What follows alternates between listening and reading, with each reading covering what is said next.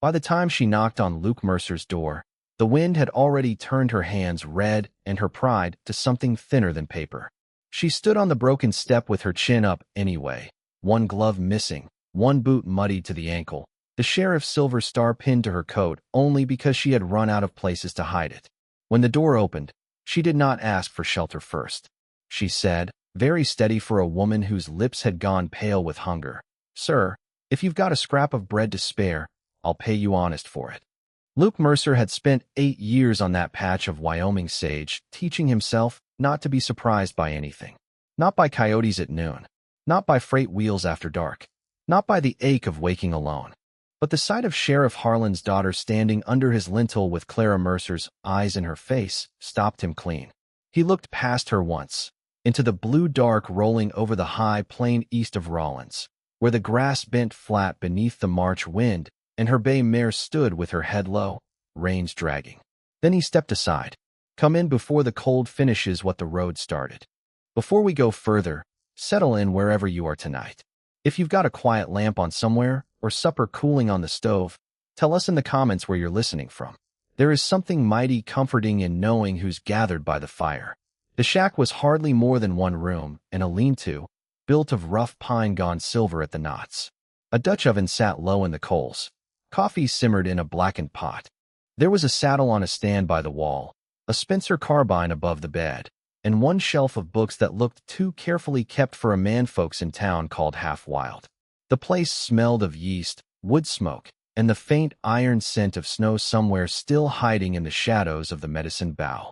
The young woman did not reach for the bread when he set it down. She crossed back to the door, tore the heel in half, and went to feed the first piece to her mare before she took the second for herself. That told him more than her coat, or her name, or the star pinned crooked against the wool. When she came in again, she cupped the coffee with both hands and stood close enough to the stove that thaw came painfully into her fingers. She was younger than he had thought from the road. 22, perhaps, maybe 23. Her face would have been soft if worry had not sharpened it these past years. A bruise darkened one side of her wrist. She kept her satchel close, with the wary care of somebody carrying papers more dangerous than money. "You're a long way from town for bread, Miss Harlan." She gave him a quick look. "So you know me." "Hard not to. Only daughter of the county sheriff." A small shadow crossed her mouth. "That is usually said like an honor. Ain't how I said it." He saw then that she noticed the courtesy in the hot cup, the clean plate, the fact that he had turned his back while she ate so her hunger would not be watched. She sat finally, not graceful exactly, but with the self-command of a woman raised among men who only respected what did not flinch. She ate slowly at first. Then the second half disappeared faster than she meant it to. "Buggy axle split 2 miles south," she said. "My mare near pulled herself lame trying to drag it. I left the trap by the cut bank and walked the rest. At dusk, I had reason." He poured more coffee. "Reason got a name?" Her eyes shifted to the satchel. "Work for my father." That could have meant anything from tax notices to warrants to lies. With Darius Harlan, it was often all three. Luke broke the rest of the loaf, slid another piece toward her, and this time she took it at once. Outside, the wind scraped sand against the cabin wall in thin, restless bursts. "What brings the sheriff's business to a line shack nobody visits unless they're lost?" he asked. "I was told there'd be a ranch hand here who could sign for a packet." She met his gaze now. "I suppose that would be you." "Depends what I'm signing." Something in her face changed. Not fear. Not yet. Recognition, maybe, of a thing not fitting as it should. She loosened the satchel and drew out a folded paper with the county seal. When she held it toward him, her fingers hesitated at the last inch, like they already knew the paper was wrong. Luke took it, turned it toward the lamplight, and felt the old anger come back so fast it was almost clean. Warrant for the arrest of one Luke Mercer on suspicion of cattle theft, unlawful trespass, and the shooting of Deputy Ellis Shaw. "I never shot Shaw," he said. Her head came up. "You know him?" "I know he limps in rain and cheats at cards. I also know he was in town alive at noon." She stared at him, then at the warrant, then at the sheriff's seal pressed bright in wax. "That's not possible." "No. My father said Deputy Shaw was ambushed this afternoon. He said the man out here had gone dangerous." The color drained from her face one careful shade at a time. "He sent me alone." Luke set the warrant on the table. Then either your father's a fool, or he thought bringing his daughter would put my guard to sleep. The wind dropped. In the sudden hush, they heard it together. Distant hoofbeats, more than one horse, coming fast over hard ground. Miss Harlan stood so abruptly the chair legs bit the floor. No. Luke was already at the shelf, stripping cartridges from the box into his palm. Bar the back shutter. You don't understand.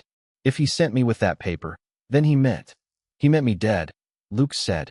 Question is whether he means you to see it. Her hands shook once while she slid the bolt. Then they steadied. Outside, the hoofbeats drew nearer, iron ringing on stone. Luke blew out the lamp. Darkness rushed in, thick with stove glow and ember light. The riders pulled up hard enough for tack to jangle. Mercer, a voice shouted. Not the sheriff. Deputy Nolan Pierce, by the sound of his jaw-clipped bark. Come out and lay down your arms. The young woman beside Luke went rigid. That is Nolan. He fair to you? No. Good. Means I'll sleep easier if I point a gun his way. She almost laughed. It startled both of them. Then Nolan shouted again. Miss Harlan, if you're inside, step away from the door. Luke frowned at her in the dim. He knew you were here. Her answer came out flat. Then I was never sent to deliver the warrant. I was sent to find you. One of the horses outside snorted. A boot hit the step. Luke moved to the wall beside the door and lifted the bar from the rifle. The girl, Ada, he remembered now, because Clara had once written the name in the margin of a letter she never got to mail, did not retreat. She pressed herself to the other side of the frame, holding the iron poker in both hands. Nolan pounded once. Miss Harlan. Luke spoke low. When this starts, you go to the floor. No. It was not a suggestion. It was not a promise. The latch lifted. Luke drove the door back hard enough to crush Nolan's wrist in the jam. The deputy cursed and fired blind. The shot blew splinters from the ceiling. Ada swung the poker into the side of his head with a crack like greenwood breaking. He dropped on the step, groaning. The other rider wheeled away from the window, just as Luke put a round through the lantern hanging from the saddle horn. Darkness swallowed the yard. Move, Luke said. He caught Ada by the elbow, shoved her toward the lean-to, and kicked open the trapdoor beneath the grain bin. Cold dirt breathed up out of the root cellar below. What is that? Your chance. I am not hiding while you. Miss Harlan. His voice changed on the last two words, became something older than the moment.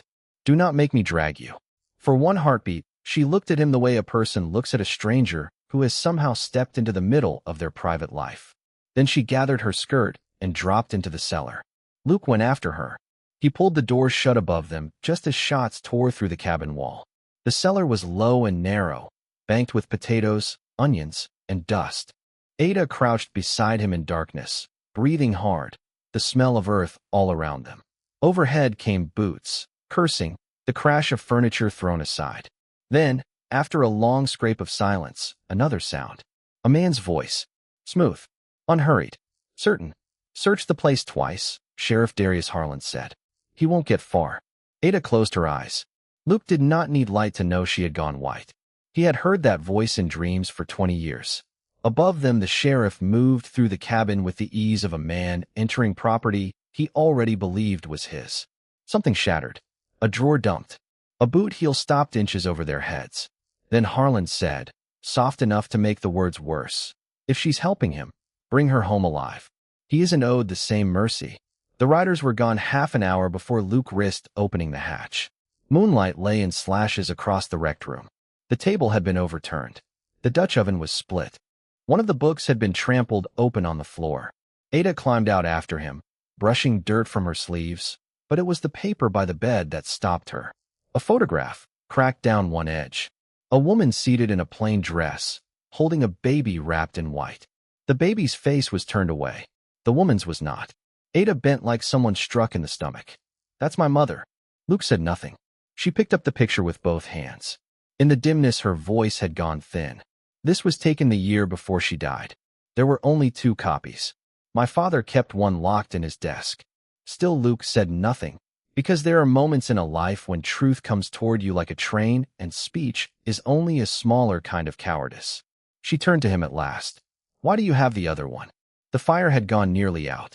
Wind moved through the bullet holes in the wall and found the back of Luke's neck like old fingers. He could have lied. Could have given her a half-truth and bought himself another day. But her mother's eyes were standing in front of him asking for an answer. Because, he said, your mother gave it to me. Ada stared at him so long the silence became its own sound. Then, very quietly, who were you to her? Luke looked at the photograph in her hand. Clara smiling from a chair she had hated, holding the child they had made in a season too brief to count as happiness and too true to ever call a mistake. I was her husband. Nothing in the room moved. Not the curtain torn loose from its nail. Not the embers settling in the stove. Not the girl with the sheriff's name pinned to her coat, and Clara Mercer's face gone still as weathered bone. You are lying. I wish I was. My mother married Sheriff Harlan 6 months before I was born. No, Luke swallowed once. No, Ada. She married me. Her mouth opened. Shut. Opened again. You know my name. I've known it since the day she chose it. She took one step back as if distance might put the world in order again. No. No. You don't get to say that like it belongs to you. My father buried my mother. My father paid for her doctor. My father. Your father stole her land, took her child, and spent 22 years teaching this county to call it righteousness. Stop. Ada, stop. The word cracked. She pressed the heel of her hand to her mouth and turned away. Luke let her. There are truths you can hand a person, but they still have to lift the weight themselves. At dawn she saddled her mare with hands so stiff from anger she fumbled the cinch twice. Luke stood by the corral and said nothing until she was done. Town's the wrong direction for safety, he told her. I am not riding towards safety. Toward him, then. Yes. He'll expect tears, denials, maybe obedience. Men like Harlan build whole lives on being expected. She set her boot in the stirrup. What do you expect? That your mother's daughter won't forgive a lie just because it was fed to her young. She froze. Just for a beat. Then she swung into the saddle. If what you said is true, prove it. I mean to. She nodded once and rode north with the wind flattening her coat against her back. By midday, Rollins looked the way truth always does before it reaches a town. Ordinary, busy, almost cheerful in its lying. Freight wagons rattled past the depot. A butcher's boy ran with blood to the elbow. Men stood outside the mercantile talking about late snow and copper prices. Mrs. Kelso, who sold ribbon and lamp oil, lifted 2 fingers to Ada and then seemed to think better of it. The sheriff's office sat beside the jail with its porch boards warped by 10 hard winters. Ada had done the ledgers there since she was 16. She knew which drawer stuck in damp weather, which key hung heavier than it looked, which floorboard near the stove gave a groan that could be heard from the cell. She had always thought knowledge like that was belonging. Now it felt like burglary. Her father was out with the undersheriff taking statements. The girl at the telegraph office said. Deputy Nolan sat in the chair by the door with his head bandaged and one eye swollen nearly shut. He smiled when he saw her, and the smile made her skin cold. Miss Harlan, sheriff's been worried. Has he? She set her satchel on the desk, as if she had come for no more than ink and paper. I should put the warrant book in order before supper. Nolan's good. I slid over her face, measuring damage, maybe looking for tears. You ought to be at home. I ought to be where my work is. That answer pleased him less than it should have. But it was the answer he expected from the sheriff's dutiful daughter. An expectation is a stronger blindfold than cloth. He went to piss behind the jail. Ada moved. She unlocked her father's inner drawer, pulled free the tax ledger, the birth register, the folder of foreclosure notices. Her fingers flew across pages she had copied 100 times and never once truly read. Harlan Holdings listed beside widows' names. Creek parcels folded into county seizure, then sold for 1/10 their value. The Mercer tract transferred under emergency guardianship the week Clara died. No marriage record attached. But there, 2 pages back, where an earlier entry had been scraped and rewritten, she saw it.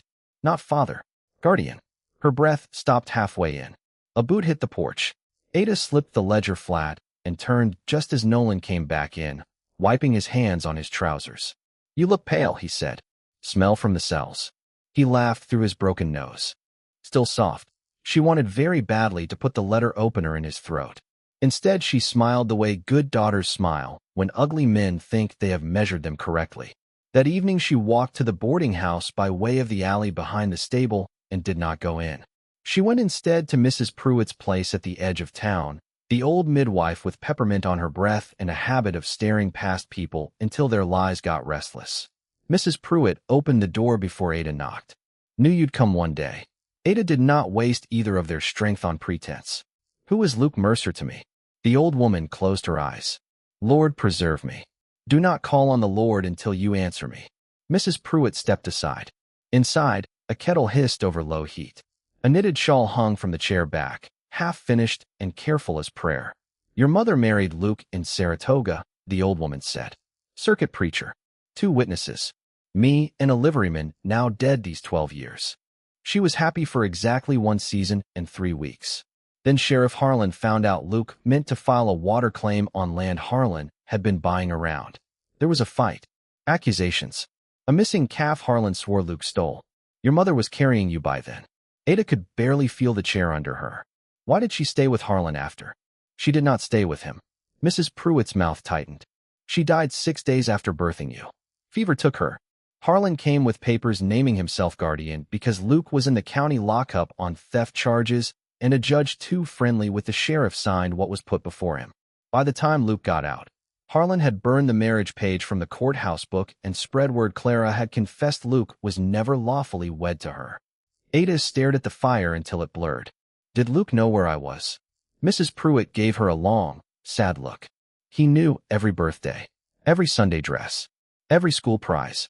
He used to ride past the church road at a distance just to see whether your bonnet still sat crooked the way it did when you were little. The room went soft around the edges.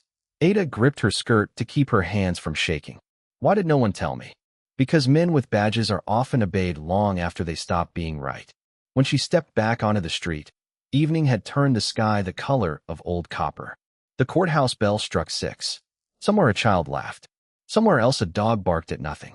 The world had the indecency to continue. Luke was waiting in the stable loft behind the livery, hidden among hay and lantern smell. He rose when she climbed the ladder, but did not come toward her. I was beginning to think you decided to hand me over. Ada set the ledger pages down between them. I thought about it. That's so. Yes. She faced him squarely. Because if I believe you, then every decent memory of my childhood belongs half to a thief. Luke nodded once, accepting the blow because he had earned enough of them in silence to know when not to defend himself. She drew a slow breath. And because if I do not believe you, then I become the kind of fool he built me to be. The hay shifted under her boots. Dust moved gold in the lantern light. Luke reached for the copied page, scanned it, and let out a breath through his nose. Guardian. Yes. He handed it back. I'm sorry it took a scraped word in a book to do what I should have done years ago. She looked at him then, truly looked. At the deep line running from the corner of his mouth down through his beard. At the scar on his left hand where rope had burned him clean to the bone long ago. At the strange care with which he kept his hat on his knees like a man in church. Why didn't you fight harder? He lifted his eyes. Because Harlan told me if I came near you, he'd make sure you were raised hearing I'd murdered your mother myself. Then he posted me as thief from Rawlins to Laramie, and every ranch within 2 counties shut its gates. I spent the first years trying to get a hearing. Spent the next years trying to keep from being shot while I waited for one. That is not an answer. It's the only one I got. His voice roughened. I was 27 and half crazy with grief. I had no money, no lawyer, no witness that Harlan couldn't bully, and one-line shack to sleep in when the weather turned. I told myself you were fed, warm, in school. I told myself a living lie might still be kinder than a dead father. Ada shut her eyes. The hurt in her was no clean thing. It had too many roots. After a while Luke said, a person can live a long while on little bread. It's being believed on nothing that starves them. She looked at him again, and the sentence landed where anger had not quite managed to fill the emptiness. Down below, wagon wheels rattled past the alley mouth. A man called for oats. Life kept moving beneath them, ignorant and noisy. Luke crouched and pulled a wrapped bundle from his bedroll. Inside lay a small Bible, its leather dark with years. Tucked in the front was a letter, folded so often it had softened at the creases. Your mother wrote this the night before you were born.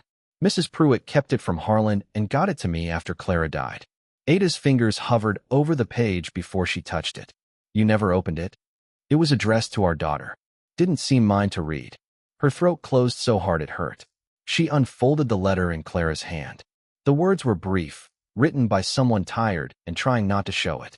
If this reaches you when I cannot, Know first that you were wanted before you were born and loved before you had a face. Your father is a quiet man, which fools often mistake for weakness. Do not make that mistake. If he is not the one raising you, then the world has done him a cruelty he did not earn. Be stubborn enough to find the truth anyway. Ada had to stop there because the paper was shaking. Luke turned away, giving her the mercy of privacy inside grief. When she could speak, it came out raw. There is a county land auction tomorrow. My father means to fold the Mercer tract and 3 widow claims into Harlan Holdings before the spring filing window opens. If I can stop that publicly, I can stop him. Luke nodded. He'll have men, deputies, ranchers that owe him favors, maybe the judge. I know. He'll expect me to come armed and angry. Yes. A faint, humorless smile touched his mouth. Then maybe we give him a woman with a ledger instead. She blinked at him. You know his books better than he does. You know where the scratches are, where pages were changed, which signatures were witnessed, and which were only copied. Harlan's strength is that folks think his wickedness lives in gunmetal. It don't. It lives in paper. She straightened slowly. If I accuse him wrong, the town will say a hysterical girl has been turned by a drifter. Then don't accuse him wrong. That was all. No comfort tucked around it. No gentle lie. Just the hard shape of faith. At the edge of the hayloft, where dark met lantern light, Ada stood very still and understood that the harder choice had come at last. She could walk back into the sheriff's house, swallow what she knew, and spend the rest of her life rich enough to be miserable in clean clothes. Or she could break her own name in public and hope the truth was strong enough to survive the fall.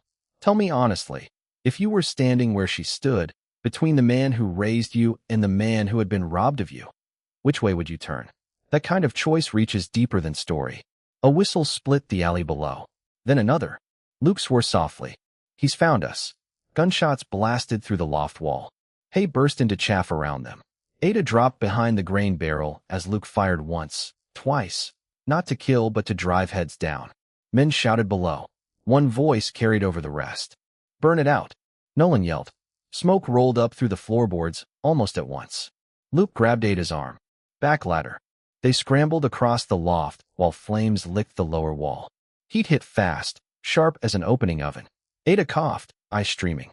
The rear ladder ended 10 feet above the corral fence. Luke dropped first, landed badly, and turned to catch her.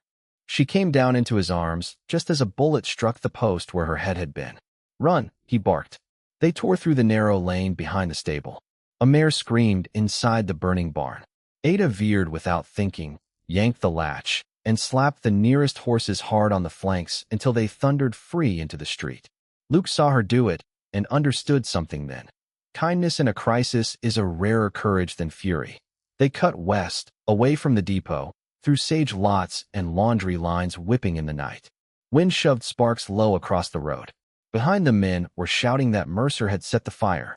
In front of them church bells began clanging, because bells always ring for the wrong thing first. The root cellar at the abandoned stage station lay half a mile out of town under a rise of dirt and rabbit brush. Luke knew it from winters past. He got them there with Nolan's men close enough behind for Ada to hear tack creak and leather slap. Inside, the cellar was all black earth and old cold. Luke shoved the door closed above them and slid down the wall, breathing too hard. Ada knelt. Her hands found wetness at his side. You're hit. Grazed. That is not a graze. It'll do till morning. She tore her petticoat hem with her teeth and hands and bound him tight, while he braced against the wall and made no sound except one sharp breath when the cloth cinched home. The cellar smelled of damp boards, onions long gone soft, and blood, metallic and hot in the dark. Above them, riders spread over the rise. One stopped almost directly overhead. Sheriff Harlan's voice came down through the dirt. You can still come out, Ada. This does not need to become uglier. She closed her eyes. Luke reached for the rifle. Then Harlan said, so mild it curdled the air, I buried your mother. I can bury this man too, if that is what you choose. Ada's eyes opened again. They were dry now, bone dry. She lifted her chin toward the roof and answered, clear enough for him to hear. You buried the truth. That is not the same thing. Silence. Then hoofbeats, moving away one by one. Luke let the rifle rest. That may have been the bravest foolish thing I've heard in some time. Her laugh shook halfway into a sob. She sat back on her heels and covered her face with both hands. He did not touch her at first. After a while, when the trembling would not stop, he took off his coat and set it around her shoulders. She leaned into him before she knew she had made the choice. In that earth-dark hollow, with danger still breathing just overhead, Ada cried for her mother, for the man she had called father, for the little girl who had polished a sheriff's star, because she thought goodness might shine if she rubbed it hard enough. Luke held her with the carefulness of someone touching a miracle too late. When at last she lifted her head, her cheek had left a damp mark on his shirt. "I used to wait up for him on storm nights," she whispered. "I would sit on the stairs and listen for the porch board to creak, and when it did, I would think, now he'll remember he loves me." Luke swallowed once. "I rode past town every Sunday for 9 years," he said. "Never closer than the cottonwoods. Just enough to hear the church bell and tell myself my little girl was somewhere warm beneath it." Ada's eyes closed. "That's a cruel line between us," she said. "It is." She looked at him through the dark. "Say it again." "What?" "My name. The way you said it at the shack." His face changed the smallest bit, pain and wonder meeting halfway. "Ada." No one had ever said it like that. Not as possession, not as duty, as recognition. She put her hand over his, rough rope scar under her fingers, and for the first time since the world broke open, she let herself believe blood might be less about ownership than return. Luke drew a breath and said, very low, "Blood tells you where you began. Love is what comes back for you." That was the line that split her cleanly in two and put her back together the right way. If this story is moving you tonight, then you are exactly who it was written for. A like and a subscribe is how you tell us to keep carrying these kinds of hearts home. By dawn the wind had laid down. Cold came in its place, mean and exact. Ada emerged from the cellar first, pistol in one hand, ledger pages under her coat. The sky in the east was pale as skim milk over the plains. Far off, the freight road shone in strips where wagon ruts held old ice. "We go to the courthouse," she said. Luke hauled himself up, slower now from blood loss. "Harlan may shoot me in the street. Then he'll do it before witnesses. That your plan?" "No," she checked the cylinder in the pistol. "My plan is to make him talk." The auction gathered half the county by 10. Men came for cheap land. Women came because auctions are where a town's conscience gets measured in public. Wagons ringed the square. Horses steamed in the cold. The judge stood on the courthouse steps wrapped in a fur collar and self-importance, while Sheriff Harlan moved through the crowd with one gloved hand resting near his holster and the other on shoulders he owned by fear. Ada walked straight up the center of the yard. Conversation frayed around her. Heads turned. Mrs. Kelso went still with a parcel under one arm. The blacksmith stopped hammering. Even Deputy Nolan, bandage yellowed at the temple, forgot to sneer for a full second. Harlan saw her and smiled the way men smile when they believe they can still control the ending. "Ada, come here." "No." A murmur ran through the crowd. She mounted the steps beside the judge before anyone thought to stop her. "These sales are unlawful." Harlan's smile did not change. "You are upset. Go home." The Mercer tract was seized under a guardianship filing signed by you and entered against the record as though you were my father. You were not. Her voice carried because she had spent years reading tax notices aloud to rooms full of men who enjoyed making girls uncomfortable.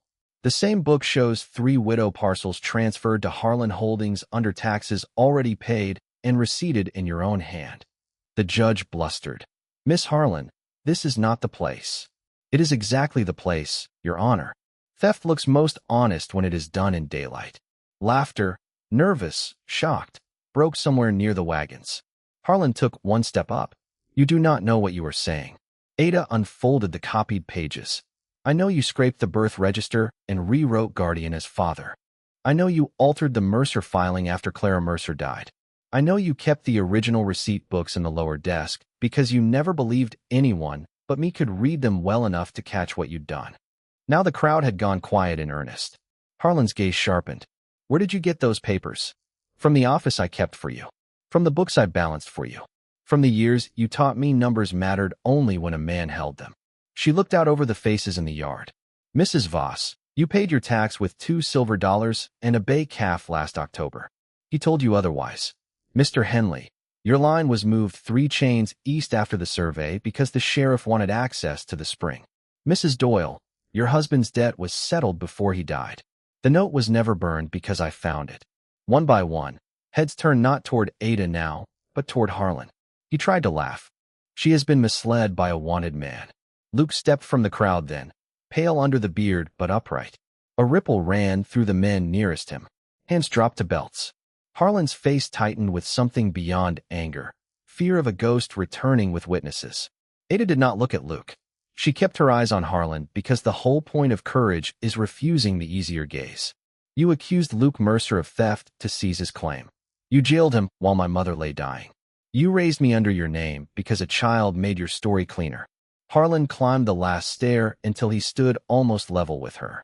His voice dropped, meant only for her, but rage makes fools loud.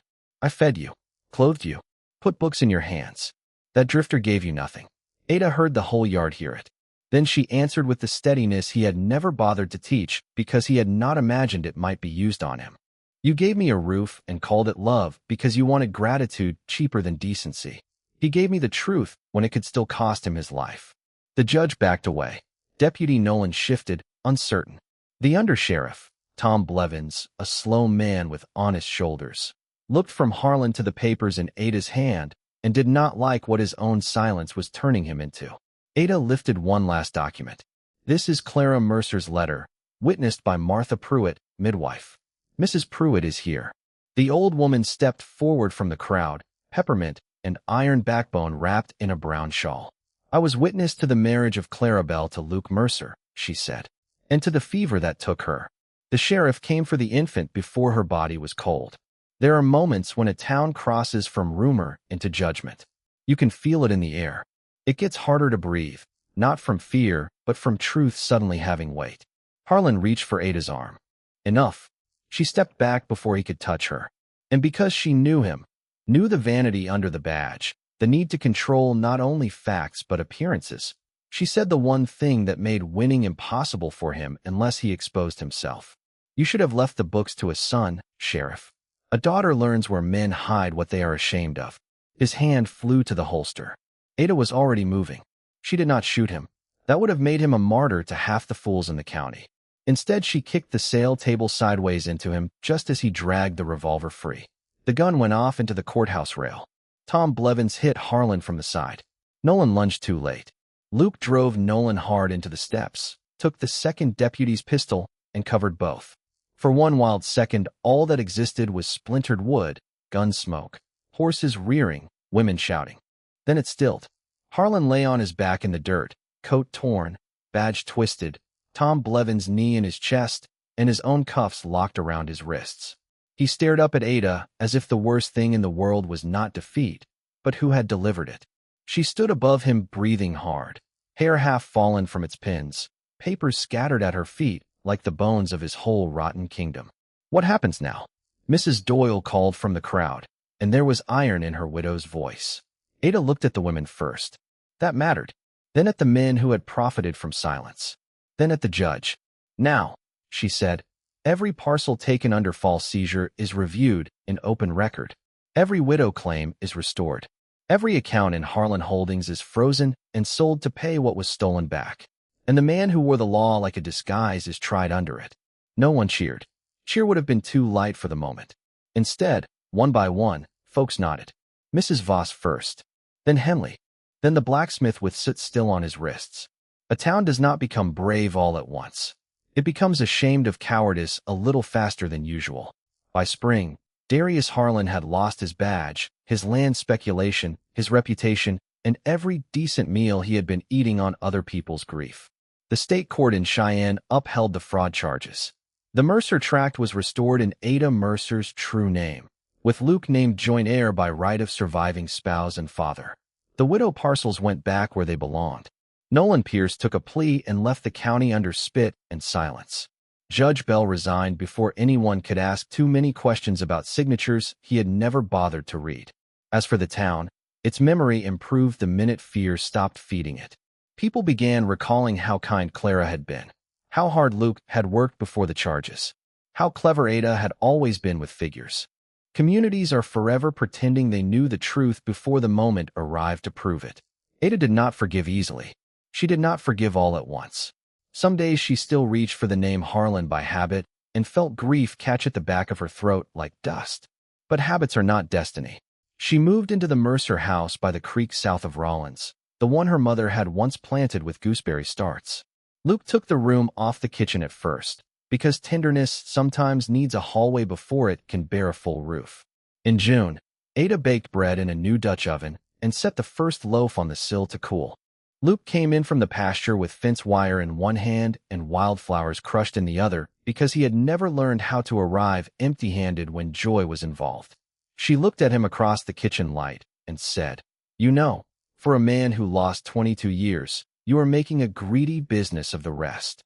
He smiled then, slow and stunned every time as though happiness were still catching him unprepared. "I figure I can manage one more hard conversation. Then another after that." By August, the house had a porch swing. Mrs. Pruitt had taken to dropping by uninvited with jam, and children from the neighboring ranches knew if they knocked hungry, they would never be turned away from the Mercer table. Years later, when the first cold came skating silver over the creek and the geese wrote their ragged black letters across the sky, people would still talk about the morning Sheriff Harlan fell. But the story Ada kept was smaller and better. Her father, her real one, standing in the doorway with flour on one sleeve because he had tried to help need and made a ruin of it, while the whole kitchen smelled of yeast and coffee and wood smoke, and the home stolen from them had at last learned their names. Strange how the things meant for you can lose their way for years and still arrive warm. Beyond the window, the late sun lay gold across the pasture, and the house sat easy beside the creek, small and bright against the endless Wyoming plain. Next time, we'll tell the story of a deaf young woman sent to a remote cattle ranch because her family was ashamed of her silence, and the half-blind rancher who was the first man alive to understand she had been speaking clearly all along.